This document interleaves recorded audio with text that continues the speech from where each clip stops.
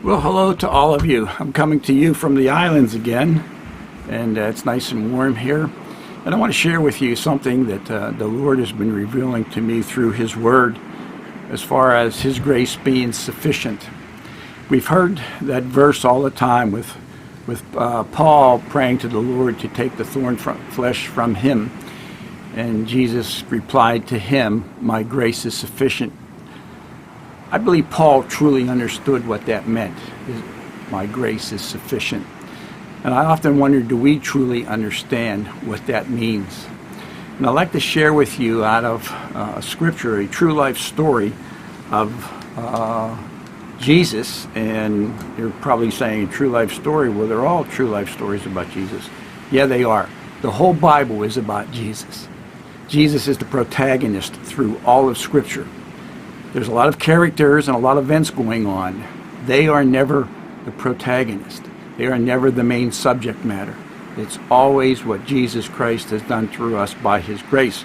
And I want to share with you a scripture out of Matthew. Here the apostles were going across the sea. And it says here, when the disciples saw Him walking on the water, they were terrified in their fear, and they cried out, "It's a ghost." But Jesus spoke to them at once and said, "Don't be afraid. Take courage. It is I." And Peter called to Him, "Lord, if it's really you, tell me to come to you walking on the water." And Jesus said, "Come." So Peter went over the side of the boat and walked on the water toward Jesus. But when he saw the strong wind and the waves, he was terrified and began to sink, screaming out, "Save me, Lord." And immediately Jesus reached on and grabbed him. When they climbed back into the boat, the wind stopped. When the disciples worshipped Him, "You really are the Son of God," they proclaimed.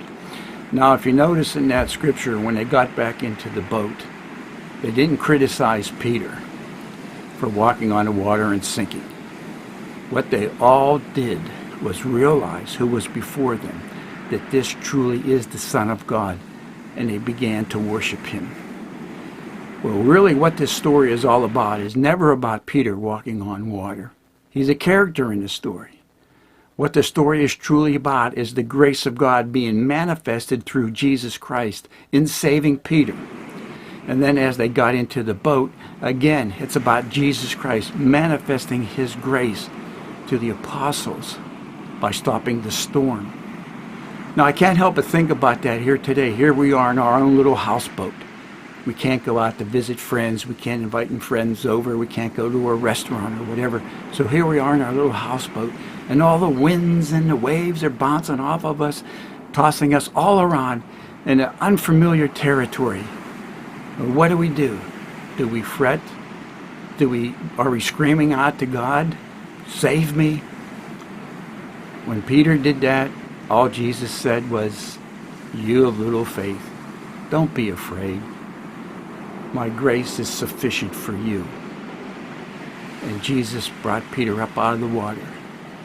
They went into the boat. The storm stopped, and everybody worshiped Jesus, because it was a time that the apostles saw the grace of God right out in front of them. And that's what I'm challenging you with today. Are you seeing the grace of God in your life today? Because the grace of God truly is sufficient in your life. With the storms kicking up against your houseboat, we can proclaim, "Lord, you are the Son of God." And your grace is being manifested right now into my life, that I can get through whatever is before me. So I hope those words help you today. I'm going to go do a little swimming right now, and the weather is nice, and I hope to catch up with you on Monday. So have a nice weekend. Bye. Whew. It's really hot under these lights.